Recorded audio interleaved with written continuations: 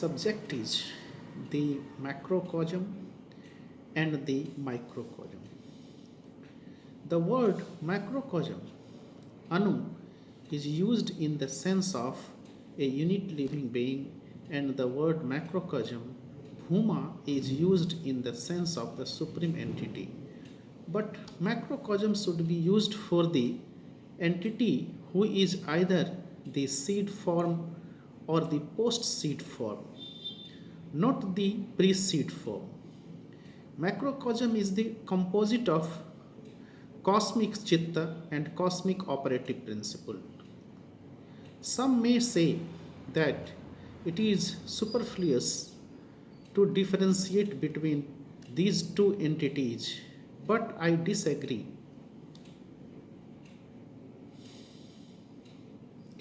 I have made a difference between cosmic chitta and cosmic operative principle because the former, after its creation, is metamorphosed into the five fundamental factors under the influence of the cosmic static principle and not the cosmic operative principle. If the influence of the static principle on the cosmic chitta is extreme, jadasphote bursting of a structure may occur. Due to the negative moment of the static principle, the extroversive flow of cosmic imagination can be suspended and the five fundamental factors can be withdrawn into cosmic chitta.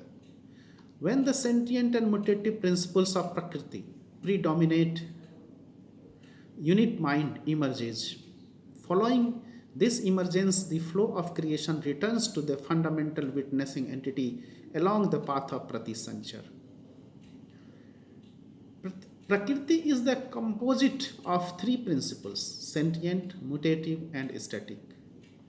All three are active both within and without the periphery of time. They are active in both attributional Brahma, Sagun Brahma, and non-attributional Brahma, Nirgun Brahma. But in Nirgun Brahma, the three principles maintain mutual harmony, keeping the supreme triangle of forces in a balanced state. As there is no consultant force, no resultant force, the cognitive principle remains unaffected within the triangle of forces. When the mutual interaction of three fundamental principles causes a kind of awareness to arise, Purusha is called Sagun. Later, as Purusha comes under the greater influence of Prakriti in successive stages, he is called Mahat Tattva, I am feeling. Aham Tattva, I do feeling. Chitta Tattva, Chitta, done I feeling. And the quincal mental factors, for the sake of easier understanding, we say these stages are the modifications of Purusha. But does Purusha actually become modified? No. Purusha remains his usual self at all times. The apparent modifications which occur are caused by the various inferences, tanmatras, which emanates from his vast body and flow externally as a result of Prakriti. Static influence, the variations in these inferences permit us to form a general idea about the existence of different objects. The resultant force of the triple principles cause a sprout to emerge in the vast body of Purusha. Hence, attributional consciousness is called Sakal Brahma. Kal means sprout. Non-attributional consciousness is called Niskal Brahma. The three infinite principles of Nirgun Brahma flow in innumerable directions. When parallelism in their movement is lost, they form a triangle of forces. This supreme balanced triangle moves endlessly. As long as the supreme triangle is balanced, non-attributional consciousness maintains its original identity. But is it possible for the non-attributional triangle to maintain its equilibrium forever? Does any principle ever maintain equilibrium and equipoise from beginning to end? No, it does not. When three principles flow in a triangle of forces in a process of mutual interaction, one force eventually encroaches upon another. As a result, differences occur in the internal strength and wavelengths of the three forces. Moreover, when two forces remain active within the same boundary, it is natural for them to interchange their inherent characteristics. Thus, the sentient will be converted into the mutative into the static, and the static into the sentient. This process of mutual conversion is called homomorphic evolution, Swarup Parinam. Some people use the term Swarup Parinam in a different sense, but I am not in favor of that. The innumerable triangles of forces are flowing. The triple principles within the triangles are forever exerting their influence. When a triangle maintains balance, the collective name of its three forces is causal matrix, Moola Prakriti. I said earlier that the three forces are interchangeable. Each has its own vibration. It is this vibration which determines each principle's individual characteristics. While operating from the same point and the same side, one force is converted into another according to the fluctuation in their waves. When the three principles, due to their mutual conflicts, exert a varying influence on an angular point of the triangle, a resultant force emerges. This force cannot continue to flow within the triangle, but burst out through one of the vertices and move outwardly. This bursting and extroversial movement of the resultant force is a sign of loss of balance. At this stage, Prakriti can no longer be called Moola Prakriti. The seed of creation is the loss of balance within the triangle of forces.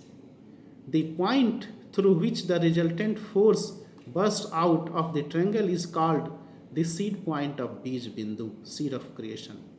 This bursting point is the nominal cause of the phenomenal universe. This imbalance is philosophically termed Guna Chhog. The wave of the force which bursts out of the triangle begin to modify Purusha. Although it appears as if Purusha is distorted by the external force, he actually remains in his original stance, unperturbed. What appears to be a change in Purusha is merely a change in the wavelength of the three principles. The resultant waves behind these apparent changes is gradually assimilated back into the fundamental cognitive faculty. Manifested Prakriti gradually merges in the supreme tranquility of the cognitive faculty. By nature, Prakriti constantly recedes. When Purusha changes, the movement of the three principles become progressively slower. In the process of codification, 24 factors or tattvas, cognitive faculty, Mahat, Aham, Chitta, 5 fundamental factors, 5 tanmatras, and 10 organs are created in the body of Purusha. Although there is a marked difference in the wavelengths of these tattvas, they are mutually related. There is a harmonious transformation from one to another. If we call the process of mutual conversion of the three forces within the triangle Swarup Parinam, then we can call the successive wave of Kala, which are apparently responsible for modifying the microcosmic body, Sadrish Parinam. Sadrish means like. In Sadrish Parinam or heteromorphic evolution, the forces move towards successive stage of crudification. The vertex of the triangle of forces through which the resultant force bursts out is the starting point of creation. In this vertex lies the vast potentialities of creation.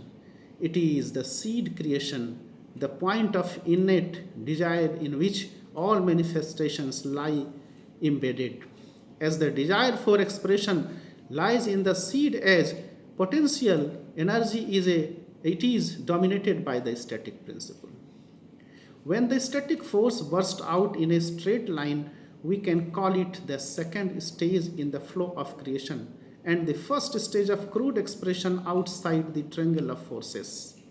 This stage has tremendous manifestative potentiality and is hence dominated by the sentient principle. As this movement is a linear one, it is called nad. This stage has tendency of more and more expression. It wants to create sounds in the deep silence. The linear movement of nad gradually becomes curved due to internal clash amongst the three principles. This curved nad is known as kala, vibrations with curvatures. Kala is the fundamental cause of the expressional world, expressional universe. Having taken the form of kala, Shakti becomes conspicuous. There is a tremendous expression of Shakti, and hence this stage is dominated by the mutative principle. When the flow of creation reaches the stage of Kala, causal Brahm, Karan Brahm becomes effect Brahma, Karya Brahma. Karya Brahma is characterized by curvatures or Kala. Sagun Brahma is the composite of Karan Brahm and Karya Brahm. When the seed point in the flow of creation is metamorphosed into Nad but has not finally acquired the full qualities of Nad, it is called Visarga or Vimarsh. In this stage, the potentiality of sound is still in the primordial seed form and not in bhav, idea.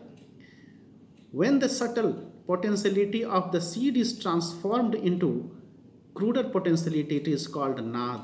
And when nad becomes curved under the influence of the mutative principle, it is called kala. Between nad and kala, there is an intermediate stage which is a state of transformation from causal Brahm to effect Brahm. This intermediate stage is called Anuswar.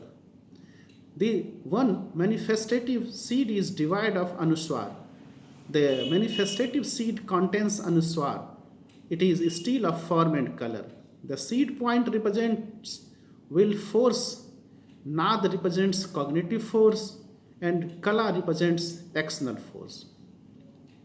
The flow of creation is guided by the cosmic will, and hence the first half of the cosmic cycle, that is Sanchara, is dominated by the static principle. Behind this external expression, there is the mutative Kala.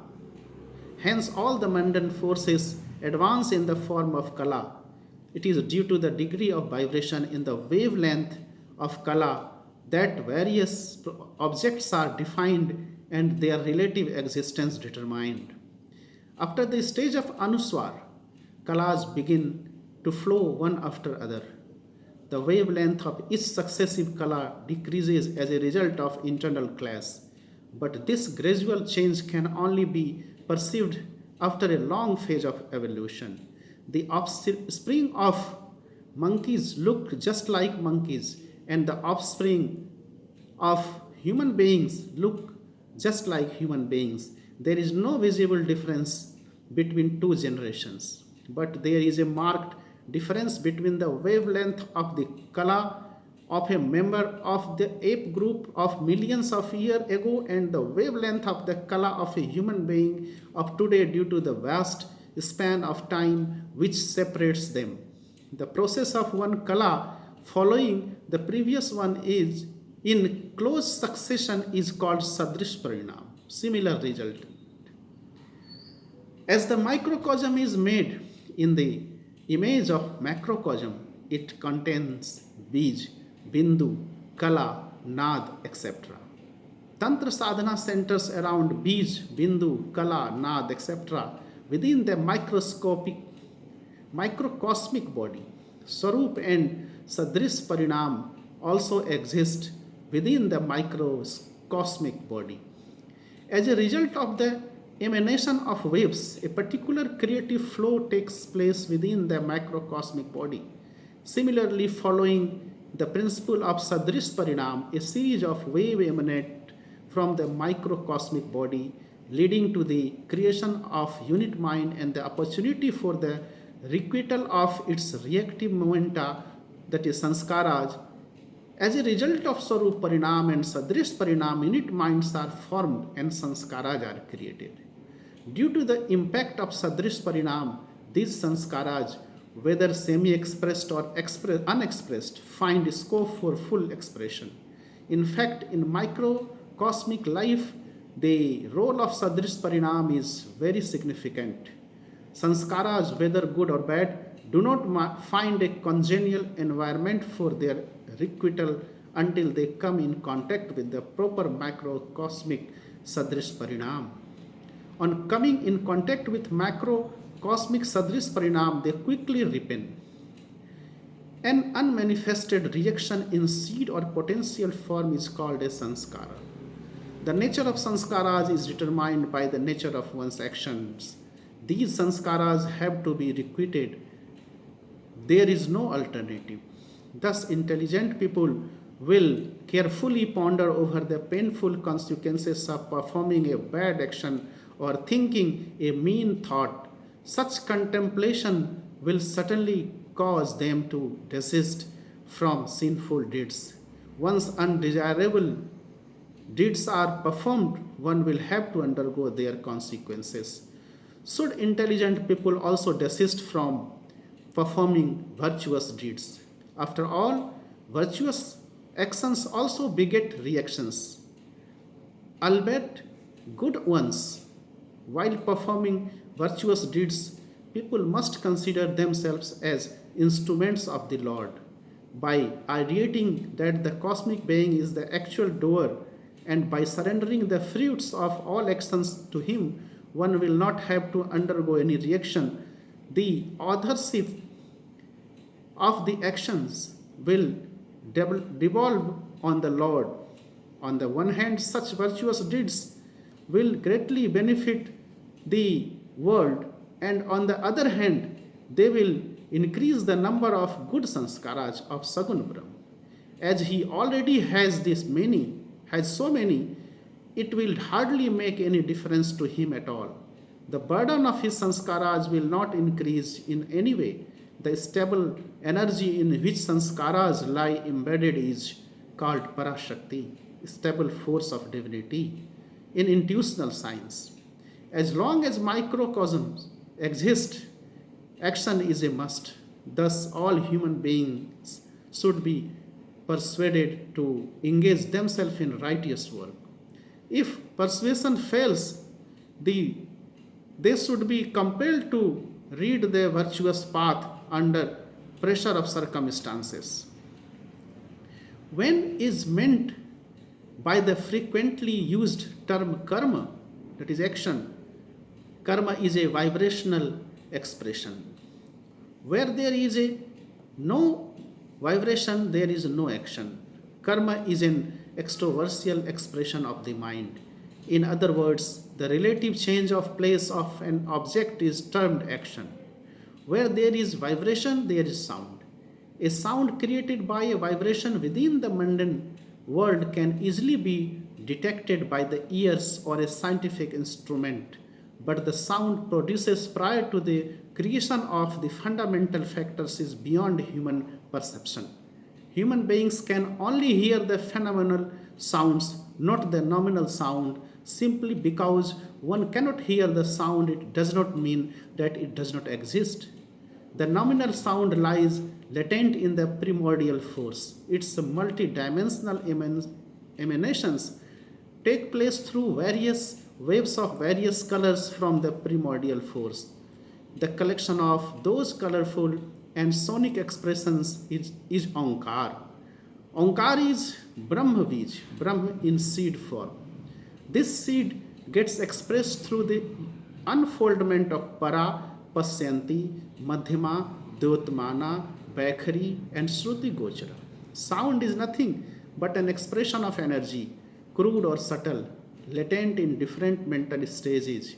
Hence, sound can logically be called a psychic vibration. Has sound any value if it does not carry an underlying idea or bhav? What is bhav? Bhav is the assimilated form of spirituality.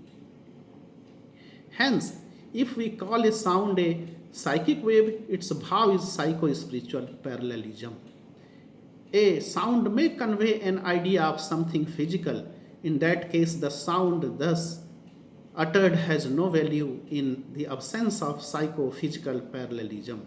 Sound only carries value in the relative world when it is associated with a physical object. For someone who has never seen water, the sound water carries no meaning, but a person who knows what water is will be able to form an image of water as soon as the word water is heard.